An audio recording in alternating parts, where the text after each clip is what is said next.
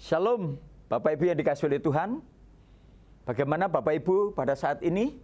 Dalam keadaan sehat, bersukacita dalam Tuhan? Firman Tuhan mengatakan bersukacitalah senantiasa di dalam Tuhan. Karena kasih setia Tuhan tidak pernah berubah dalam kehidupan kita. Bahwasanya untuk selama-lamanya kasih setianya itu dahsyat, tidak pernah berubah di dalam kehidupan kita.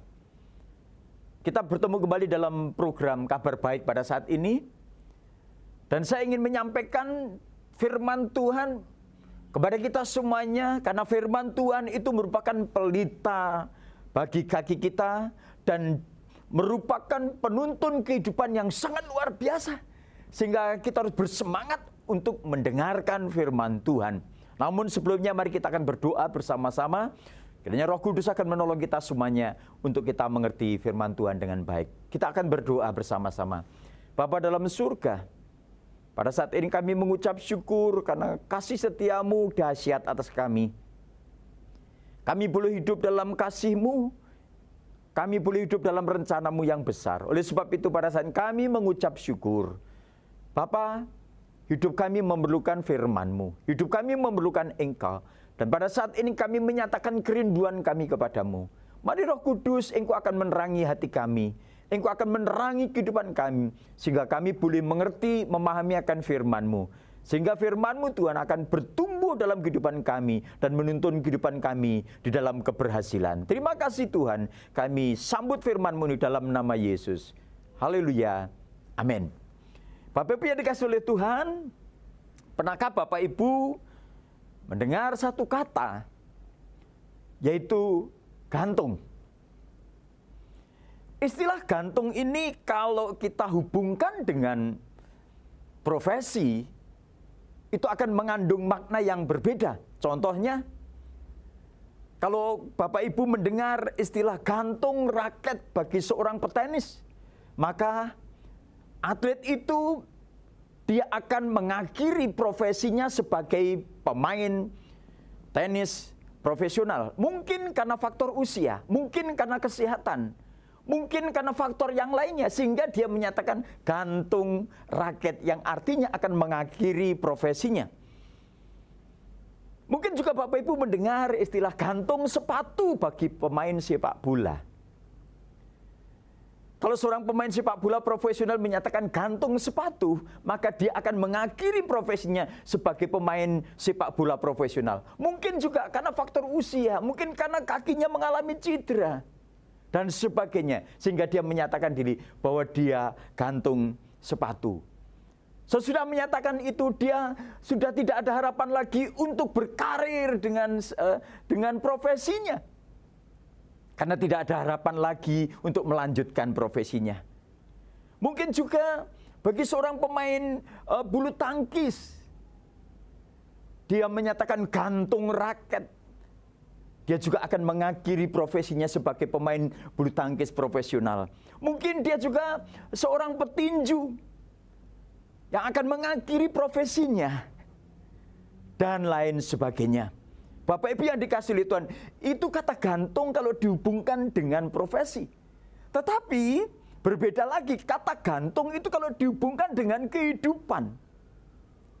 Ada orang yang merasa dirinya tidak ada harapan lagi, tidak punya harapan hidup lagi, tidak ada harapan di dalam kehidupannya, sehingga dia menyatakan satu istilah yang sangat mengerikan, yaitu gantung diri. Di mana seseorang itu oleh karena frustasi, tidak ada harapan lagi, mungkin dia mengalami sakit yang menaun, sehingga dia sudah berupaya untuk berobat ke sana kemari, ke rumah sakit ini, ke rumah sakit itu, dan tidak menemukan solusinya. Maka dia mengakhiri hidupnya dengan gantung diri. Ada juga orang yang frustasi karena kehidupannya. Karena karena ada banyak hal kehidupan yang membuat dia merasa frustasi. Mungkin tidak tercapai cita-citanya, tidak terselesaikan studinya, karena merasa malu dengan profesinya yang mengalami kegagalan. Ada seorang pemimpin yang tidak bisa melakukan tugas dengan baik, maka muncul istilah yang namanya gantung diri, yaitu dia mengakhiri hidupnya dengan gantung diri. Bapak Ibu yang dikasihi oleh Tuhan, berbicara mengenai hal itu, saya ingin menyampaikan pada saat ini kepada kita semuanya, judul firman Tuhan akan saya beri judul pada saat ini, yaitu harapan. Tentunya kita sebagai manusia, kita semuanya memiliki pengharapan. Dan pengharapan itu sifatnya naluri dalam kehidupan kita. Sifatnya alami di dalam diri kita. Semua manusia punya harapan. Namun demikian pada saat ini saya ingin berbicara mengenai pengharapan secara spesifik dalam kehidupan kita sebagai anak-anak Tuhan. Kalau kita melihat di dalam perjanjian lama, Bapak Ibu Saudara yang dikasihi oleh Tuhan, harapan itu bisa terjadi jikalau seseorang itu dengan terus-menerus, dengan ketekunannya, dengan ketaatannya, menjalankan semua hukum Taurat, sehingga dia muncul satu pengharapan. Tetapi ada satu orang yang namanya Abraham, dia memiliki pengharapan di dalam Tuhan, sekalipun dia tidak melihat sesuatu yang ada di depannya itu, tetapi oleh karena dia percaya kepada Tuhan, dia punya pengharapan di dalam Tuhan untuk menikmati satu negeri yang berlimpah dengan susu dan madu. Maka dia mengikuti firman Tuhan itu dengan satu harapan yang sungguh luar biasa. Bapak Ibu yang dikasihi oleh Tuhan, jikalau manusia memiliki pengharapan, tentunya manusia itu akan memiliki satu semangat hidup yang luar biasa. Tetapi sebaliknya, jika seseorang sudah tidak punya pengharapan, maka hidupnya itu akan loyo, akan galau, akan tidak punya gairah hidup lagi. Tetapi pada saat ini saya ingin menyampaikan kepada kita semuanya, di dalam firman Tuhan, di dalam kitab Roma pasal yang ke-5, dijelaskan di situ, oleh karena karya Tuhan Yesus, karena penebusannya, sehingga kita dimunculkan satu pengharapan yang baru. Sehingga Bapak Ibu semuanya, siapapun juga yang mendengarkan program ini, saya ingin pastikan bahwa di dalam Tuhan Yesus Kristus muncul satu pengharapan yang baru. Mari kita akan melihat bersama-sama, Bapak Ibu yang dikasihi oleh Tuhan. Di dalam Roma pasal yang ke-5 ayat yang ke-19, saya ingin bacakan buat kita semuanya. Jadi sama seperti oleh ketidaktaatan satu orang, semua orang telah menjadi berdosa. Demikian pula oleh ketaatan satu orang, semua orang menjadi benar. Bapak Ibu yang dikasihi oleh Tuhan, firman Tuhan mengatakan, oleh karena satu orang yaitu Adam, maka dosa itu berpengaruh kepada semua manusia. Demikian juga, oleh karena satu pribadi, yaitu Yesus Kristus, maka semua manusia yang percaya juga memperoleh keselamatan. Dan di dalam keselamatan inilah terkandung satu pengharapan yang baru, pengharapan yang luar biasa, pengharapan yang membuat hidup kita bergairah di dalam Dia. Bapak Ibu yang dikasihi oleh Tuhan, pengharapan yang Tuhan munculkan melalui Yesus Kristus adalah pengharapan yang sungguh luar biasa, yang melampaui pemikiran manusia. Karena pengharapan itu adalah pengharapan yang dahsyat, pengharapan yang mengandung janji dari firman Tuhan, pengharapan yang dimunculkan oleh karena firman Tuhan yang diberikan kepada kita semuanya. Bapak Ibu yang dikasihi oleh Tuhan, bahkan firman Tuhan menolong kita semuanya di dalam ayat yang ketiga sampai ayat yang kelima dari pasal 5 ini. Kita akan melihat di sini. Saya ingin bacakan kepada Bapak Ibu semuanya. Dan bukan hanya itu saja, kita malah bermegah juga dalam kesengsaraan kita. Karena kita tahu bahwa kesengsaraan itu menimbulkan ketekunan, dan ketekunan itu menimbulkan tahan uji, dan tahan uji itu menimbulkan pengharapan, dan pengharapan tidak mengecewakan. Karena kasih Allah telah dicurahkan di dalam diri kita oleh Roh Kudus yang telah dikaruniakan kepada kita semuanya. Bapak Ibu yang dikasihi oleh Tuhan, firman Tuhan memberitahu kepada kita semuanya bahwa di dalam Tuhan Yesus Kristus kita boleh melihat, kita boleh bermegah maukah di dalam pengharapan itu? Sekalipun firman Tuhan tadi memberitahu kepada kita semuanya, mungkin kita diizinkan mengalami satu kesengsaraan, penderitaan, tekanan di dalam jiwa kita, tekanan di dalam hidup kita. Tetapi Bapak Ibu dikasihi oleh Tuhan, waktu kita menghadapi satu kesengsaraan, penderitaan, itu menimbulkan ketekunan.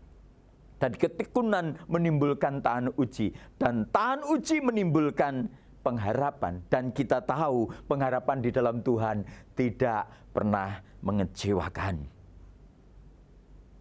Ada orang yang menghadapi persoalan hidup ini dan mengalami satu persoalan hidup, mengalami penderitaan, mengalami kesengsaraan, dan orang itu menjadi kecewa, menjadi frustasi. Yang pada akhirnya, seperti yang saya sampaikan tadi, dia sampai mengakhiri hidupnya. Tidak jarang orang Kristen juga ada yang seperti itu. Oleh karena depresi, menghadapi persoalan, dia sampai gantung diri. Alkitab juga mencatat Yudas Iskariot, sesudah dia menjual Tuhan Yesus, dia menyesal dengan perbuatannya itu karena dia melanggar firman Tuhan, yang pada akhirnya karena penyesalan hidupnya dia juga gantung diri. Bapak Ibu dikasihi oleh Tuhan, saya berharap kita semuanya boleh memahami firman Tuhan ini, bahwa kesengsaraan itu bagi kita yang di dalam Tuhan bukan sesuatu yang membuat mengakhiri hidup kita, tetapi justru melalui kesengsaraan itu kita boleh melihat perbuatan Tuhan yang dahsyat melalui pengharapan yang dimunculkan oleh Tuhan. Bahkan Roh Kudus yang ada di dalam diri kita itu memberikan kekuatan, memunculkan harapan di dalam kasih Tuhan. Kenapa kita tidak menjadi kecewa di dalam Tuhan? Saya ingin menyampaikan, karena sudah kita diselamatkan, hati dan pikiran kita dimurnikan oleh Tuhan, dan kemudian diganti didasari dengan firman Tuhan.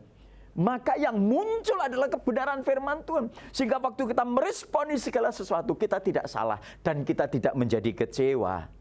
Tetapi kita justru sebaliknya mengucap syukur kepada Tuhan. Kalau pada saat ini Bapak Ibu sedang mengalami sesuatu, goncangan dalam hidupmu, dalam keluargamu, dalam profesimu, mengucap syukur kepada Tuhan. Jangan engkau menjadi kecewa. Masih ada harapan di dalam Tuhan. Bapak Ibu yang dikasihi oleh Tuhan, karena memang pengharapan yang Tuhan munculkan di dalam diri kita itu sungguh dahsyat. Dan kita akan melihat di dalam firman Tuhan, di dalam Ibrani 6 ayat yang ke-19, pengharapan itu adalah sauh yang kuat dan aman bagi jiwa kita yang telah dilabuhkan sampai ke belakang tabir. Bapak Ibu, ini satu rahasia yang luar biasa. Waktu kita di dalam Tuhan, dalam kasih karunia Tuhan, kita dimunculkan pengharapan. Dan pengharapan itu digambarkan seperti sauh yang sangat kuat. Dan itu dilabuhkan sampai ke belakang tabir. Pengharapan kita sangat kuat. Tapi sebaliknya Bapak Ibu, kalau Bapak Ibu tidak ada pengharapan, hidup kita menjadi terombang-ambing. Tetapi kalau kita punya pengharapan, maka jiwa kita menjadi tenang. Jiwa kita tidak mudah diombang-ambingkan.